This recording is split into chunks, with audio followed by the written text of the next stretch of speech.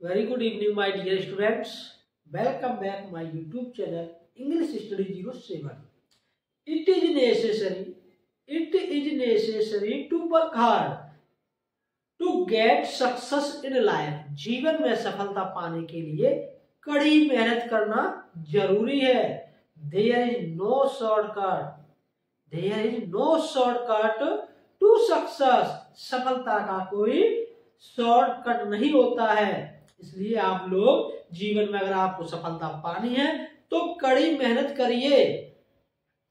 आप शॉर्ट तरीके से कुछ भी प्राप्त नहीं कर सकते हो. You can't get. ठीक है, इसलिए आप कठिन परिश्रम करिए, कठिन मेहनत करिए. अब आगे बढ़ने से पहले आपने चैनल को सब्सक्राइब नहीं किया है तो चैनल को सब्सक्राइब करें, लाइक और कमेंट करें और वीडियो को ज्यादा से ज्यादा शेयर करें. अब बेटा आज का जो टॉपिक है rules of adjective. Rules of adjective ये सिंटैक्स के अंतर्गत सीख रहे हैं. जो हमारा मेन टॉपिक है सिंटैक्स, उसी में आज है rules of adjective. Rules of noun, rules of pronoun clear हुआ है, उसके बाद आया है rules of adjective. Rules of adjective का आज बेटा दूसरा वीडियो है. अब देखते हैं ईच एवरी आइदर नाइदर. ठीक है, ईच एवरी आइदर नाइदर. यदि इनके तुरंत बाद कोई नाउन आए, यदि इनके तुरंत बाद कोई नाउन आती है तो ये एडजेक्टिव होते हैं. तो ये एडजेक्टिव होते हैं, विशेषण होते हैं. संज्ञा से पहले जब शब्द लगे हो, नाउन से पहले जो सब्जेक्ट वो शब्द लगा होता है बेटा, वो हमारा एडजेक्टिव होता है. तो सीधी सी बात है, नाउन से पहले जो शब्द आएगा वो हमारा एडजेक्टिव होगा.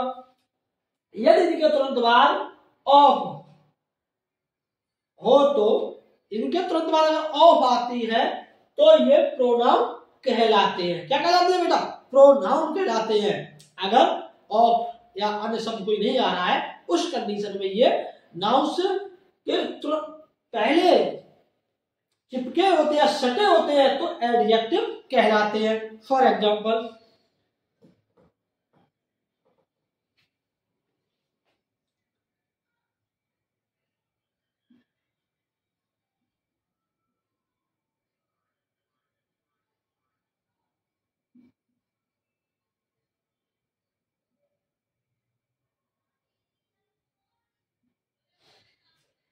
Each student has gone. प्रत्येक छात्र हैज गॉन चला गया है. ठीक है, अब बेटा देखिए स्टूडेंट ये हमारी नाउन है. क्या है? नाउन है. और नाउन के पास में ही ईच आया है, अन्य कोई शब्द बीच में नहीं आया है, तो ये हमारा एडजेक्टिव है.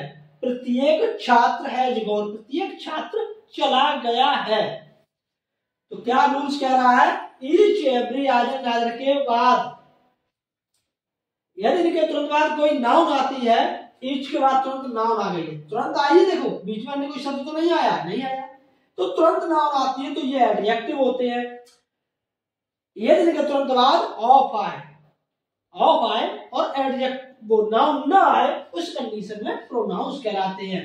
तो ये बेटा हमारा इसमें ईच क्या हुआ?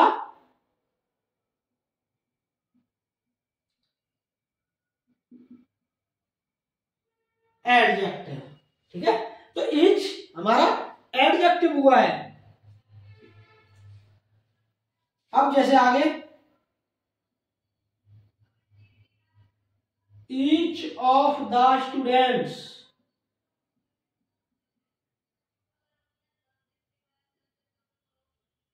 Has gone. अब देखिए बेटा, ये देखिए तुरंत बाद ऑफ क्या आया है? ऑफ आया है. आया है of. Each of the students has gone. छात्रों में से, अभी क्या था? प्रत्येक छात्र चले गए हैं, यानी प्रत्येक छात्र चले गए हैं. अब क्या है? ईच ऑफ द स्टूडेंट्स, छात्रों में से, जो छात्र थे उनमें से प्रत्येक चला गया है. ठीक है, अब यहां पर ईच के बाद तुरंत नाउन नहीं आई है, ऑफ आया है. तो ऑफ आने पर क्या होगा, ये हमारा प्रोनाउन कहलाते हैं। क्या कहलाते हैं बेटा, प्रोनाउन। तो each of the students has gone, तो यहां पर बेटा हमारा ईच क्या हुआ, प्रोनाउन। ठीक है, परीक्षा में एग्जाम में आपसे पूछ लिया जाता है, यहां जो ईच लिया है इसका अर्थ क्या है, ये नाउन है, प्रोनाउन है, एडजेक्टिव है, या नन ऑफ दीज करके ऑप्शन दे देते हैं। जब आपको पता होगा कि ईच के तुरंत बाद अगर नाउन आती है उस कंडीशन में हमारा एडजेक्टिव होगा, और ईच के बाद अगर ऑफ आ रहा है, ईच एवरी आइटम के बाद अगर ऑफ आ रहा है, तुरंत नाउन नहीं आ रही है, उस कंडीशन में ये हमारा प्रोनाउन होगा। अगर आपको पता होगा तभी तो आप बता सकते हो। अब यहाँ भी ईच है, यहाँ भी ईच है, आप लोगों के लिए कंफ्यूजन हो जाएगी कि ईच है तो नाउन भी हो सकता, एडजेक्टिव भी हो सकता, प्रोनाउन भी हो सकता, लेकिन स्थान बदलते ही अर्थ बदल जाते हैं। क्या बदल जाते हैं, अर्थ बदल जाते हैं। यहां पर नाउन से पहले आया है और यहां नाउन से पहले ऑफ दिया है, द दिया है। ठीक है, अब नेक्स्ट एग्जांपल देखते हैं।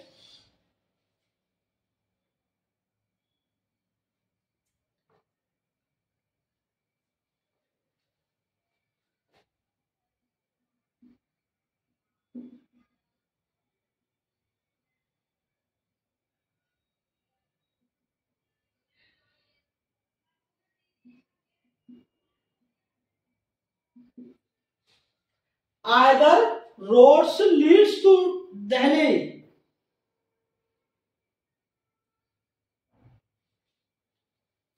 ठीक है, either road leads to Delhi, दूसरा है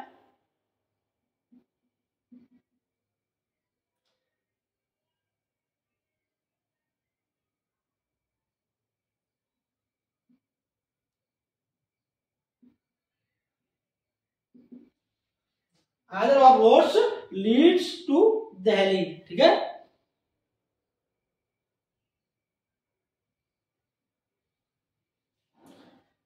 बेटा यहां दा रह गया। ठीक है,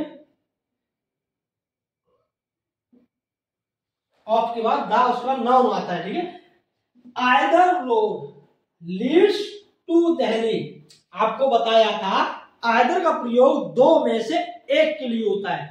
किसके लिए होता है, दो जो चीजें वस्तुएं हैं, व्यक्ति है, कोई वस्तु है, उनमें से एक के लिए। तो either road, दोनों जो दो है उनमें से एक सड़क लीड्स टू दिल्ली, दिल्ली को जाती है। अब आप लोग सेंटेंस बनाओगे कि सड़क दिल्ली को जाती, तो आप लोग ये ना बना दे कि this road goes to Delhi, यह सड़क दिल्ली को जाती। कभी सड़क चल के जाती है क्या बेटा, बताइए, सड़क चल के नहीं जाती है, सड़क हमको ले जाती है, नेतृत्व करती है हमारा कि किस साइड चलना है, लीड करती है हमको। ठीक है, लीड करती है, इसलिए लीड्स लगता है, ना कि गो। गो तो क्रिया, एक्शन, चल कर जाना। अब सड़क क्या करती है, हमें गाइड करती, लीड करती कि इस साइड जाना है या उधर जाना है। तो either road leads to Delhi. अब यहां पर आइदर के बाद तुरंत नाउन आया है, तो ये हमारा क्या हुआ बेटा, एडजेक्टिव। क्या हुआ, एडजेक्टिव हुआ। अब यहां पर आइदर ऑफ द रोड्स, जो सड़कें, सड़कों में से एक, सड़कें कई हैं, उनमें से एक लीड्स टू दिल्ली, एक दिल्ली को जाती है। तो यहां बेटा हमारा आइदर क्या है, प्रोनाउन। ठीक है, समझ गए, क्लियर हुआ। आइदर, देखिए ईच, एवरी, आइदर, नाइदर के बाद अगर कोई नाउन आती है, सीधी सी बात है, अगर कोई नाउन आ रही है तो एडजेक्टिव है, और इनके बाद अगर नाउन नहीं आती है, ऑफ या कोई अन्य शब्द आता है, तो सीधी सी बात हमारा प्रोनाउन होगा। ठीक है, नेक्स्ट पॉइंट।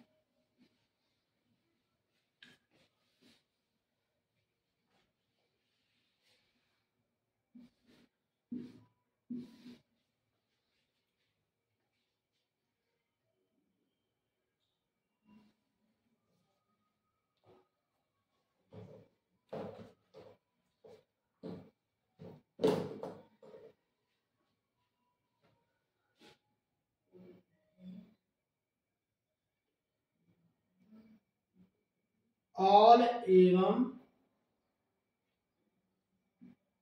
होल, ठीक है, ऑल एवं होल। ऑल मीन्स होता है सब या सभी, होल मीन्स होता है संपूर्ण या सारा।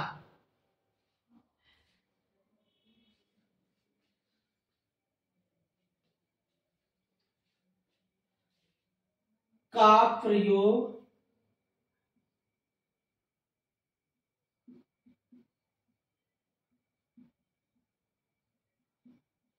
एडजेक्टिव के रूप में, ठीक है, ऑल एवं होल का प्रयोग एडजेक्टिव के रूप में।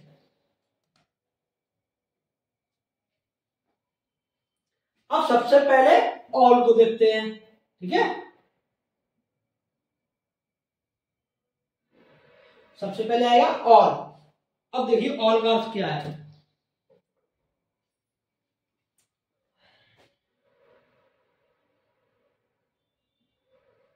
ऑल सब या सारा, ठीक है। ऑल का अर्थ बेटा क्या हुआ, सब या सारा।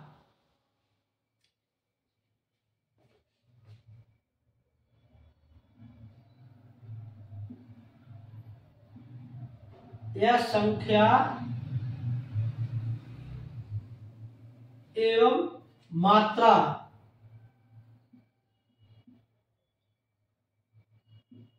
दोनों के लिए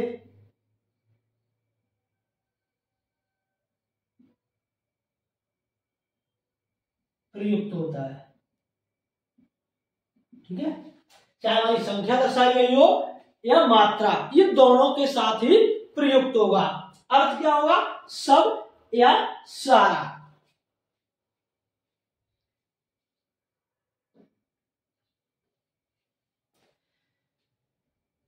जैसे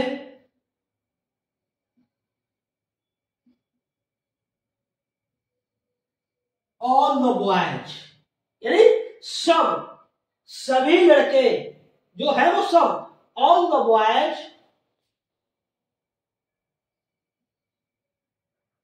हैज गॉन, सभी लड़के चले गए हैं, ठीक है। प्रेजेंट परफेक्ट टेंस होगा हमारा, all the boys has gone, सभी लड़के चले गए हैं। तो ये किसको दर्शा रहा है, संख्या को, ठीक है। लड़कों को संख्या गिन सकते हैं, जिन चीजों को हम गिन सकते हैं वो संख्यावाचक होते हैं, जिनको हम ना गिन सके वो होते हैं हमारे मात्रा सूचक।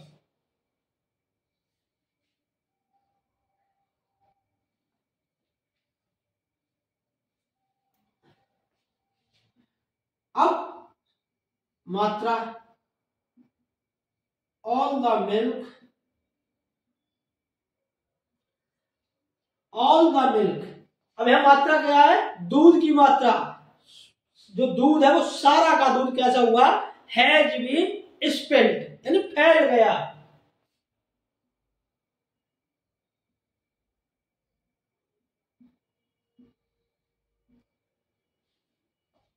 ठीक है। All the milk has been spelled.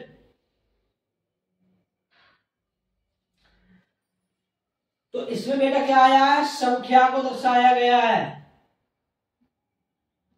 इसमें मात्रा को।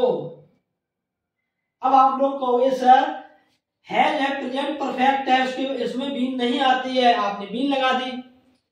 बात तो यही है, बात सही भी है, क्योंकि आप लोगों ने सही से पहचाना नहीं है। All the milk has been spilled, यानी जो सारा दूध है वो फैल गया है। तो ये हमारा प्रेजेंट परफेक्ट जो टेंस होता है उसकी पैसिव वॉइस है, ठीक है। क्या ये पैसिव वॉइस है। अब दूध फैल गया है, लेकिन दूध फैलाने वाला नहीं है। इसमें क्या है, दूध क्या अपने आप फैला है। ऐसे में क्या होता है, जो हमारा सब्जेक्ट होता है वो कार्य स्वयं नहीं करता है, बल्कि वो सहन करता है। दूध तो किसी के द्वारा फैलाया गया है, लेकिन खुद स्वयं कार्य नहीं कर रहा है दूध। तो all the milk has been spilled. और एक्टिव में क्या होता है, सब्जेक्ट स्वयं कार्य करता है। पैसिव में सब्जेक्ट जो हमारा होता है वो निष्क्रिय होता है, ठीक है। इसलिए ये पैसिव वॉइस बेटा दी है। तो याद रखिए ऑल एवं होल का प्रयोग जो एडजेक्टिव के रूप में करेंगे उसमें पहला टॉपिक हमारा चल रहा है और, इसका अर्थ होता है सब या सारा। ये संख्या और मात्रा दोनों के लिए प्रयुक्त हो जाता है। ठीक है,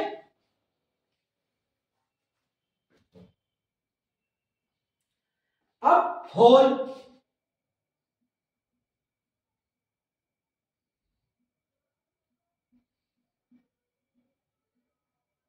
होल का अर्थ है संपूर्ण या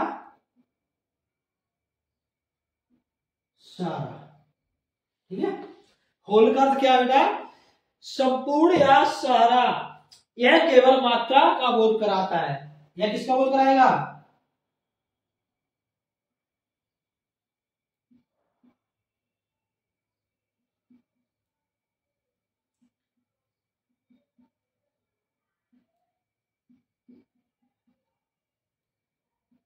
अब दोनों अंतर क्लियर हुआ। और हमारा संख्या मात्रा दोनों के लिए प्रयुक्त हो सकता है, लेकिन होल का प्रयोग यह केवल मात्रा का बोध कराता है। ठीक है, मात्रा को केवल प्रदर्शन करता है। इसका अर्थ होता है संपूर्ण या सारा। ठीक है, फॉर एग्जाम्पल देखते हैं।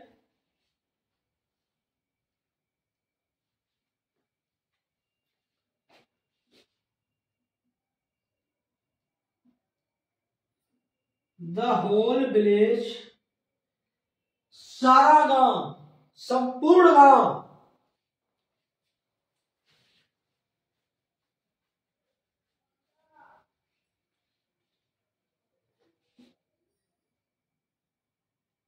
Was under water. ये सारा गांव किसके अधीन है? पानी के अधीन है। यानी पूरे गांव में पानी था, संपूर्ण गांव में पानी था, यानी गांव में बाढ़ आ गई थी। The whole village was under water, संपूर्ण गांव में पानी था। तो ये बेटा केवल मात्रा को दर्शाएगा, संख्या को नहीं दर्शाएगा। और दोनों के लिए प्रयुक्त होगा, संख्या और मात्रा दोनों के लिए।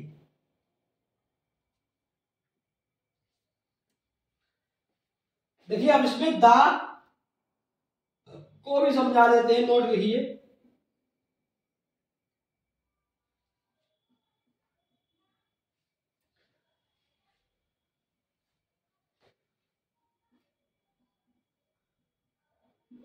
दा को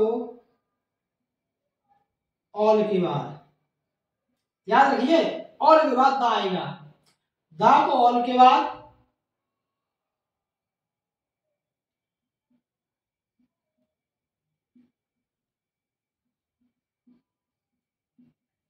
तथा होल से पहले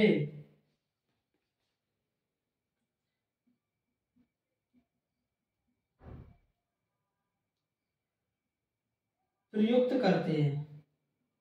ठीक है, याद रखेंगे। दा को ऑल के बाद तथा होल से पहले प्रयुक्त करते हैं।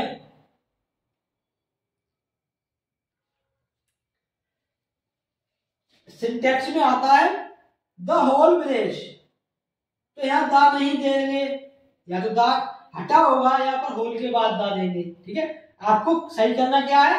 The whole. ऑल द यहां मिस कर देंगे या द पहले कर देंगे, ऑल वाइल भी कर सकते हैं, इसलिए ऑल के बाद द आएगा। All the while, the whole country, the whole village, the whole class.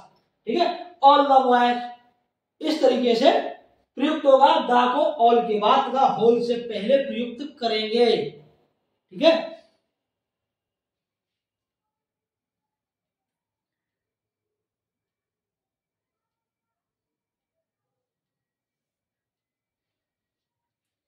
अब बेटा यहां जैसे ऑल द वाइल नाउन है तो आ गया। वाई द वे इसके साथ कोई पजेसिव एडजेक्टिव आता है, उस कंडीशन में दा नहीं करेंगे। जैसे आप बोलते भी होगे ऑल माई फ्रेंड्स, मेरे सभी मित्र, तो ऑल माई फ्रेंड्स, तो माई पजेसिव एडजेक्टिव हुआ, इसलिए दा का प्रयोग नहीं हुआ। All my friends, all my family. ठीक है, इस तरीके से पजेसिव एडजेक्टिव होने पर दा का प्रयोग नहीं करेंगे। अगर पजेसिव एडजेक्टिव नहीं आ रहा है तो उस कंडीशन में दा का प्रयोग करेंगे। ठीक है। अब नेक्स्ट टॉपिक,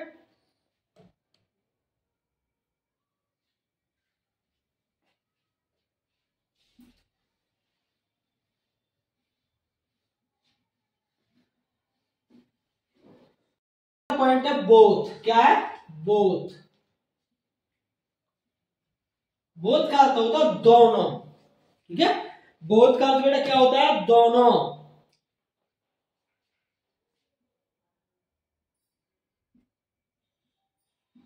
जब इसे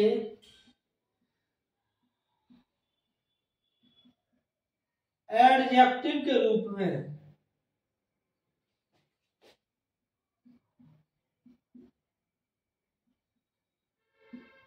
प्रयोग करते हैं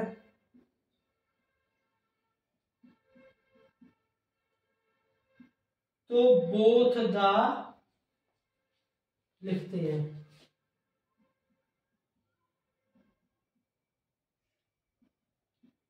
ठीक है बेटा, जब इसे एडजेक्टिव के रूप में प्रयोग करते हैं तो बोथ द लिखते हैं। ठीक है, याद रखना, बोथ का अगर प्रयोग हम एडजेक्टिव रूप करेंगे तो हमेशा ये बोथ द लिखा जाएगा। जैसे both the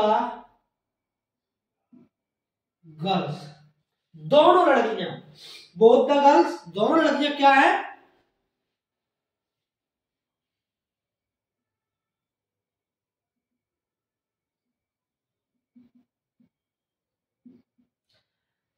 are real sisters, दोनों लड़कियां सगी बहनें हैं। ठीक है, याद रखेंगे, जब इसे हम एडजेक्टिव के रूप में प्रयोग करेंगे तो बोथ के बाद बोथ द लिखेंगे एक साथ। तो both the girls are real sisters, दोनों लड़कियां सगी बहनें हैं। ठीक है, जैसे नेक्स्ट एग्जांपल और देखते हैं।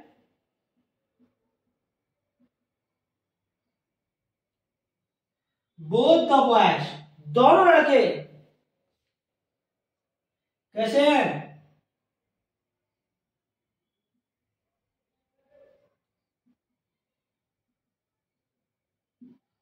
आर गुड प्लेयर्स, दोनों लड़के अच्छे खिलाड़ी हैं। Both the boys are good players, दोनों लड़के अच्छे खिलाड़ी हैं। Both the girls are real sisters, दोनों लड़कियां सगी बहनें हैं। तो याद रखिए, एडजेक्टिव के रूप में ये इसका प्रयोग करेंगे तो बोथ के बाद द का प्रयोग अवश्य आएगा। ठीक है, नेक्स्ट पॉइंट इसी में नोट में,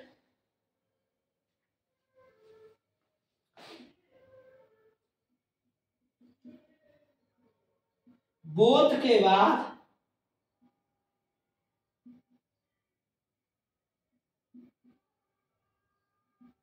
यदि कोई प्रोनाउन आए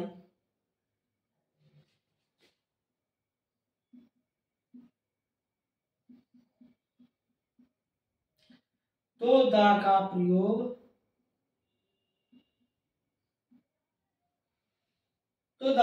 बेटा नहीं करते हैं।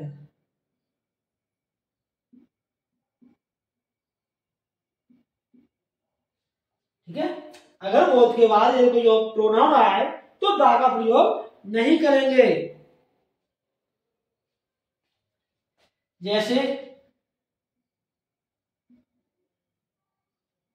Both of them, both of them, उनमें से दोनों, यानी उनमें से दोनों कैसे हैं?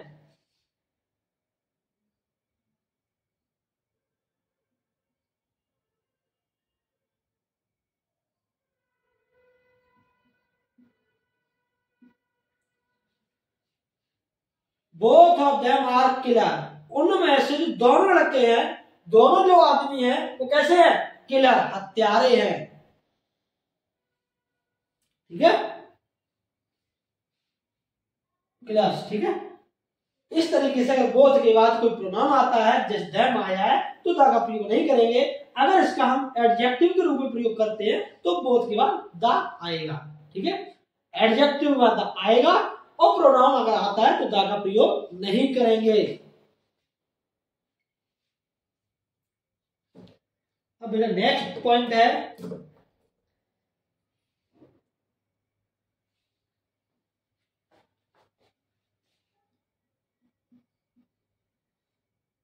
सम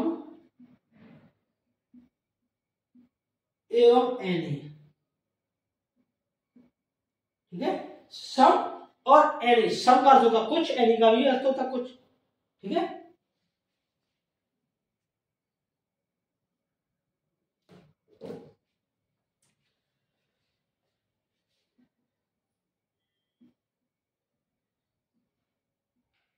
ये संख्या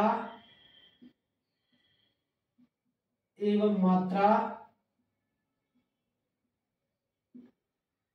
दोनों के लिए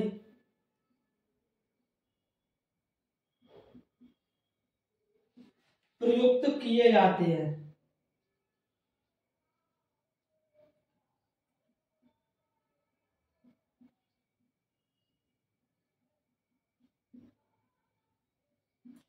ठीक है, इनका प्रयोग संख्या और मात्रा दोनों के लिए होगा। किसका?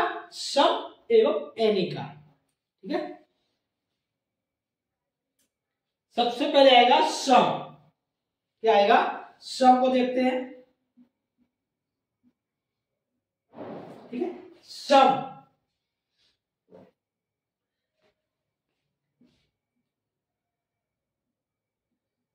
कुछ या थोड़ा सा। सम का अर्थ क्या है? कुछ या थोड़ा सा।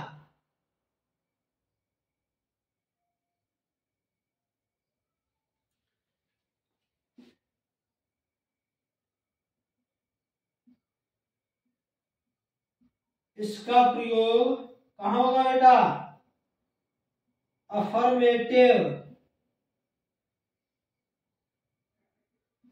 सेंटेंस में होता है। ठीक है, सम का प्रयोग अफर्मेटिव सेंटेंस में करते हैं और एनी का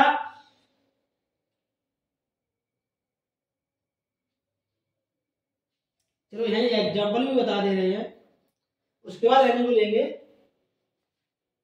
इसका प्रयोग अफर्मेटिव सेंस होगा, सकारात्मक वाक्य होगा, उसी कंडीशन में करेंगे। जैसे आई हैव सम मनी, मेरे पास कुछ धन है। आई हैव सम मनी, मेरे पास कुछ धन है। ठीक है, तो ये पॉजिटिव सेंटेंस में इसका प्रयोग होगा और एनी का निगेटिव सेंटेंस में प्रयोग होता है।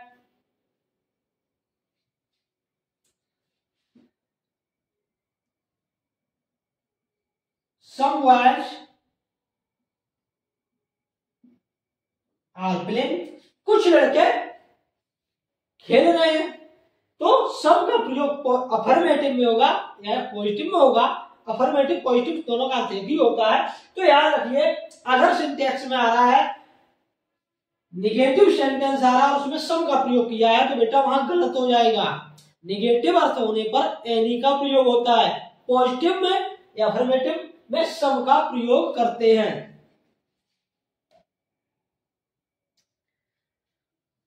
ठीक है, अब एनी।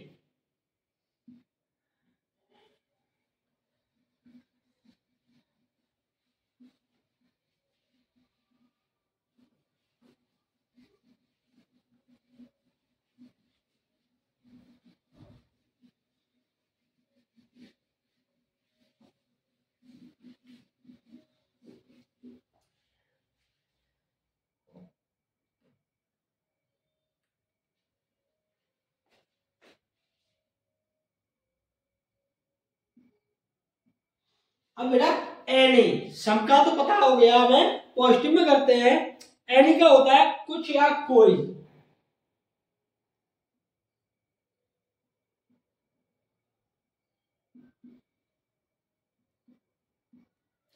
ठीक है, कुछ या कोई।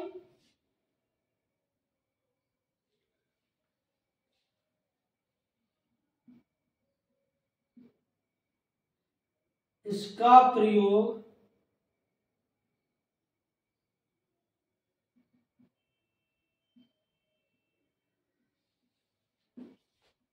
निगेटिव सेंटेंस में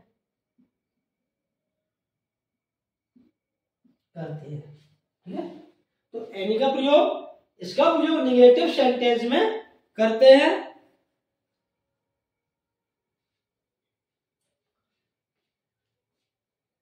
इसमें बेटा और आगे पॉइंट जोड़ते हैं, सेंटेंसेस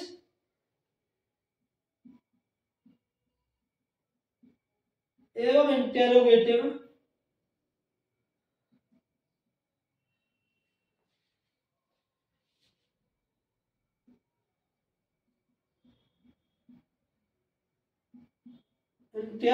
सेंटेंसेस में करते हैं। ठीक है, इंटेरोगेटिव में भी क्वेश्चन पूछते समय कर लेते हैं।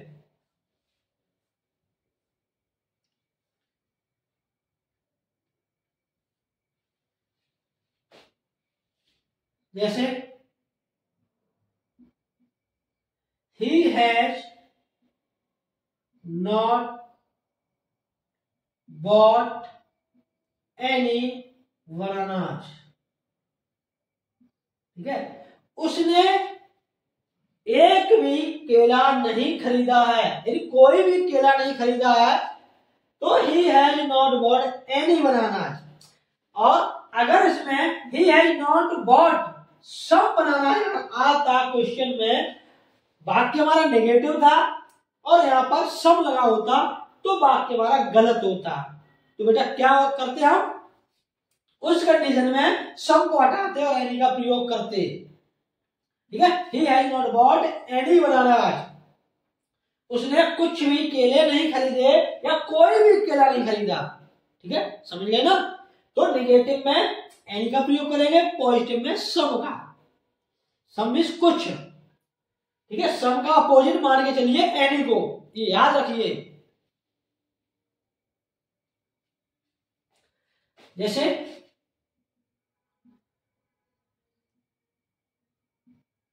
Have you not any money, क्या आपके पास कुछ भी धन नहीं है? आपके पास कुछ भी धन नहीं है तो क्वेश्चन किया गया have you not any money, क्या आपके पास कुछ भी धन नहीं है? तो एनी आया, इंटेरोगेटिव में भी एनी आया, तो have you not any money, आपके पास कुछ भी धन नहीं है। पूछते हैं ना कि आपके पास कुछ भी नहीं है, तो उस कंडीशन में एनी का प्रयोग करते हैं। ठीक है बेटा,